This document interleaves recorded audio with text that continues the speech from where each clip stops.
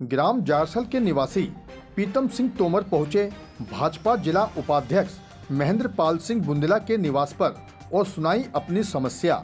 चंदेरी के अंतर्गत आने वाला गांव जारसल में विगत दिनों शासकीय उचित मूल्य की दुकान पर हुए विवाद और आमजन की समस्या को लेकर पीतम सिंह तोमर भाजपा जिला उपाध्यक्ष महेंद्र पाल सिंह बुंदेला के निवास पर पहुंचे और अपनी वे आमजन की समस्या सुनाई। साथ ही शासकीय उचित मूल्य की दुकान पर चल रही अनियमितताओं की जानकारी राज्य मंत्री ब्रजेंद्र सिंह यादव को फोन पर दी और बताया कि ग्राम वासियों को हो रही शासकीय उचित मूल्य की दुकान से समस्या को लेकर मैंने आवाज़ उठाई थी, तो मेरे संबंधित यानी कि मेरे बच्चों पर हरिजन एक्ट की झूठी कार्रवाई करवाई गई। जब इस संबंध में पीतम सिंह तोमर से बातचीत की गई तो उन्होंने क्या कहा, आइए जरा सुनते हैं। क्या नाम है आपका? मेरा प्रीतम सिंह तोमर है। कहाँ के रहने वाले हैं आप? मैं ग्राम जारसल का निवासी हूँ। अच्छा, क्या समस्या लेके आप यहाँ पे आए हैं? देखिए साहब, समस्या तो ये है कि मेरे गांव की समस्या लेके मैं एसडीएम साहब के यहाँ गया था जी। गरीब लोगों की आवाज़ को लेके गया था, क्योंकि कंट्रोल पे जो है उनको राशन वगैरह सही तरीके से नहीं मिलता। कौन सी कंट्रोल पे? जारसल कंट्रोल। जारसल चक? नहीं, जारसल। अच्छा, जारसल में। जारसल। ठीक है। तो वही दुकान है जी। और क्या है, डीलर चक का है, वो अपने मकान पर पूरा सामान करवा लेता है। ठीक है। दुकान पे सामान नहीं ले जाता है जी। वहाँ से जो है फिर जो है वितरण करता है जी। और अपने मन भाव देता है। जी, तो आप ये बताएं कि वितरण करने में क्या समस्या पैदा हो रही है वहाँ पे? वितरण करने में ये समस्या है कि सरकार जो है कोरोना टाइम से गरीब लोगों को 2-2 महीने 3-3 महीने का गल्ला फ्री दे रही है। जी। अब ये पूरा गल्ला नहीं देते हैं। जी। शक्कर देते नहीं हैं, तेल देते नहीं हैं, नमक की पुड़ियाँ देते नहीं हैं। जी। इस प्रकार की कई समस्याएं रही। जी।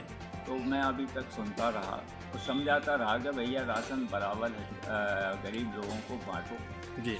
लेकिन इन्होंने सुनवाई नहीं की। अभी क्या है कि ये 5-6 तारीख 6-7-8 तारीख की बात है। उस दिन जो है ये राशन बांट रहे थे। जी। तो मैं खेत से घूम के आ रहा था तो वहाँ भीड़ भाड़ लगी थी। ये कह रहे थे 2 महीने का आया है तो 1 महीने का जो है पैसे में मिलेगा, 1 का फ्री मिलेगा। जी। मैंने वहाँ देखा भीड़ लगी थी। मैंने कहा भैया तरीके से बांट दो, जिस हिसाब से आया हो उस हिसाब से बांटो। वैसे मैंने सुना है कि 3 या 4 महीने का आया है तो आप दे दो। तो मैं ऐसा कहता हुआ अपना घर चला गया। जी। तो उस दिन जो है 2-3 घंटे बाद इन्होंने राशन दिया, किसी को 2 महीने का, किसी को 3 महीने का।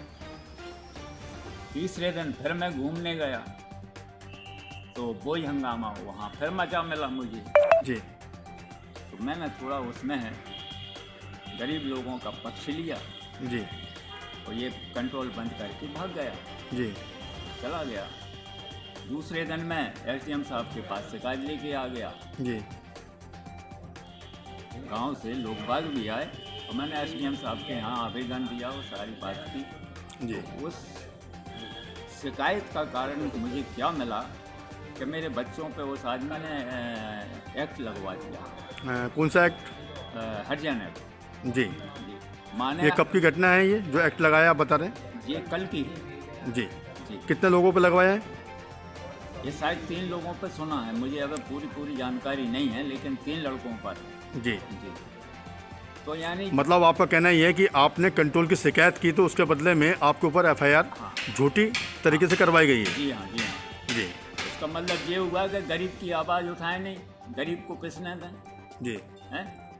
तो गरीब का कौन है अगर गरीब की सहायता नहीं करोगे? अच्छा, इस संबंध में आपने थाने जाके बात की कि नहीं की अभी? नहीं, मैं थाने नहीं गया। जी। तो आपको सूचना कहाँ से मिली इसकी? मुझे सूचना ऐसे ही चलते फिरते मिल गई। जी। कि मेरा एफआईआर आपके बच्चों के खिलाफ दर्ज हुई है? जी हाँ। हरिजन एक्ट के तहत? एक्ट के तहत। जी। इसके बारे में आपने किसी को बताया क्या? नहीं, मैंने अभी किसी को नहीं बताया और अब मैं झल्लू राजा के पास जा रहा हूँ तो उनको बताता हूँ मैं। जी। उन्हें पूरी बात बताता हूँ कि इस प्रकार का है। जी। और क्या नाम से गरीब की आवाज़ उठाओ, गरीब की मदद करो, तो उसमें एक्ट चालू हो जाती है।